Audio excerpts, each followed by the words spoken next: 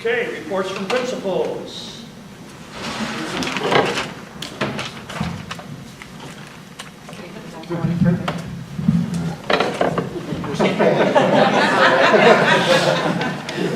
I'll move my chair. Come on over.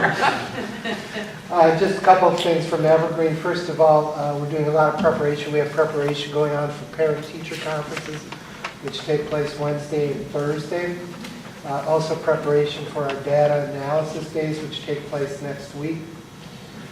We have done a number of safety drills, and we've done them pretty efficiently, whether it be for the tornado, fire safety, or the intruder drill.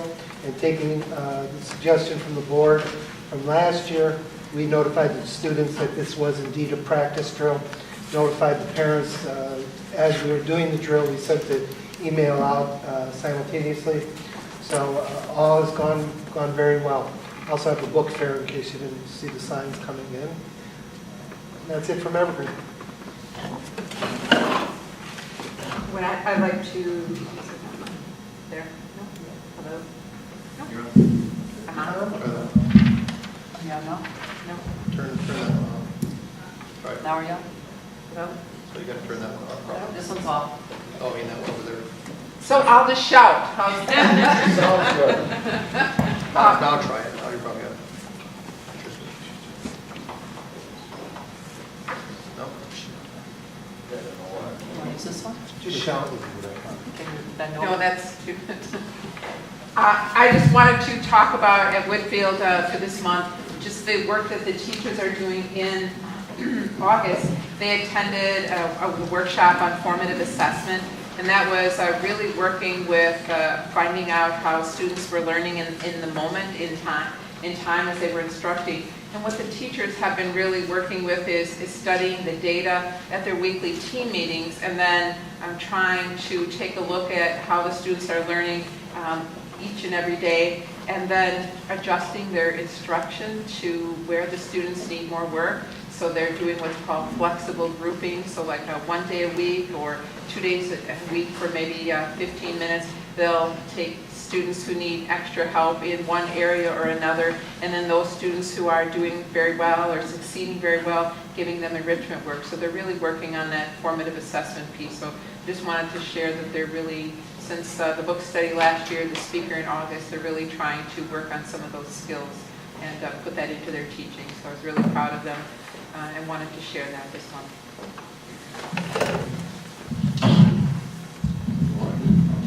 Can't pull it in. You gotta talk Darlene now. All right, I'll talk also very loud. No, I just want to highlight also some work that's been done at Trailside after an in-service last June. Jane Pollock was here. She worked with the teachers on interactive notebooks. And we had 3 different sessions last June because the teachers were really at 3 different levels. Some teachers were already had some training, were more advanced, some were kind of at the intermediate stage. And our K2 teachers, this was their first exposure to it. And that was the last in-service day of the school year. So coming back this year, the teachers had expectations of implementing interactive notebooks within their rooms. However, we had teachers, as I mentioned, were kind of all over the spectrum as far as their experience. So I really want to give credit to 3 teachers in Trailside. Ann Amerlin, kindergarten teacher who represented the K2 wing. Jane Egger, 4th grade teacher who represented the 3-4 wing. And then Karen Hall from 5th grade represented the 5-6 teachers. They've been meeting twice a month to plan. And then in addition to twice a month planning, they've been working with the teachers twice a month. Once at all staff meeting, they do, like the 3rd Friday of the month, they do a presentation on interactive notebooks, taking it, different aspects of it, and how to incorporate it at all levels, K through 6. And then another time, the 2nd time of the month, at their wing meeting when they meet with K2, 3, 4, or 5, 6, those 3 teachers lead that meeting. And so the 3 of them have really stepped up, and this was their idea. I did not put them up to this. They volunteered that they wanted to take this leadership on the interactive notebooks and bring the staff along so that by the end of the year we're all at the same spot. Because currently, like I said, different people are at different places, and so they're working throughout the school year to bring the staff along and interact with notebooks. So it's been very, very exciting to see them step up and take this leadership on that initiative.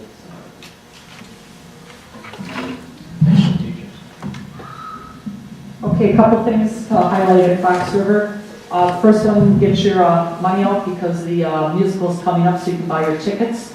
So Alice in Wonderland Jr. on November 15th, 16th, and 17th. And Mrs. Kulo, Mrs. Bergman have been working very, very hard with the students in the building. In fact, Mrs. Kulo was there on Saturday morning, the whole cast.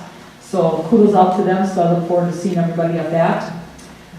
The other thing that's coming up here in November that I just think is something that Fox River is really proud to be part of and involved in, and that is over at the exchange over here with the Veterans Day we do with Cindy Schweitzer from the community, and the band plays, the chorus sings. We have artwork through our art department, and we have 3 poetries that'll be read that are selected out of all the 8th grade students writing poetry, and 3 of them get to go over there and present to the veterans. And the feedback that I've received for the past 2 years from the 8th grade is probably one of the most memorable things that they do and impact that it has on them. So we're just very excited as we prepare for that to be taking on Veterans Day. Monday. Well, it's not on Monday, it's on Wednesday. So because the reason they don't do it on the Veterans Day is because they have their own activity as veterans in their community. So this is held on, it'll be on the 6th over at the Cotton Exchange. Yes. So I mean, just a great, great, great community connection. So wanted to highlight that. We've been working very diligently with some of our talented and gifted students in the building, and I think if you saw the post this past week, 2 7th grade boys were highlighted with some editorials that they had to write at their level, their opinions of the government shutting down. So through their social studies class, students they had an interest in that area. So they were asked to be able to make an editorial comment that would be appropriate at a 7th grade level. So if you haven't had an opportunity to read that in the post, it was in this past week. The other thing that you should be aware of is that for the Veterans Day, we will be doing the honor flight. Last year we went to the movie theater to see it, but this year we're showing it in the building. And once again, you know, we highlight that day. It's one of the things that the state asks us to work with all the students in the building on. We do it through social studies, and we will be making that connection. And once again, that was just a takeaway that the kids had last year with the veterans on the Veterans Day. So that'll be going on for our 7th graders. The other thing that we have an opportunity for in some of our talented and gifted students is through our Project Lead the Way. They are offering down at Milwaukee School of Engineering a National Fluid Power Workshop and Challenge. We have 2 teams of 4 students going down there, boys and girls on it, and they will be learning real world team building and communication skills as they are introduced to fluid power as a potential career. So they will go down 2 different times. The first time we'll be going down for an overview with all the students from all the different schools. Then they come back, they take what they learned, they have to put it together. The way I understand it, I haven't been down there, but into some formation, and then the next time we go, it's competition, and whatever they've done, built, whatever, once again, I haven't been there, this is the first time, but they come and they work on this on their spare time, and then they'll go back down for one other time to Milwaukee School of Engineering to present their project.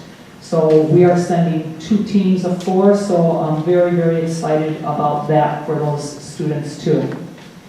And I'm just really proud of my teachers as we're working on SLOs, which is part of the effectiveness for next year being laid out, and they're working during their team time, helping each other build goals and looking at the data. And as this is our pilot year, I just really am proud of the work that my teachers are doing together during their time on that specific area. Any questions? Well, thank you, principals, for such positive reports, and administration for such positive reports. Any questions, comments?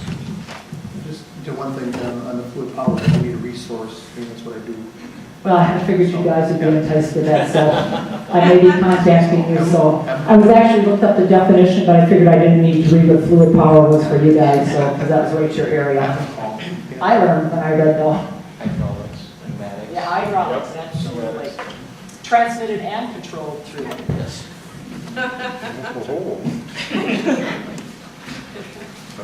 I was prepared just in case Paul asks me the definition. Okay,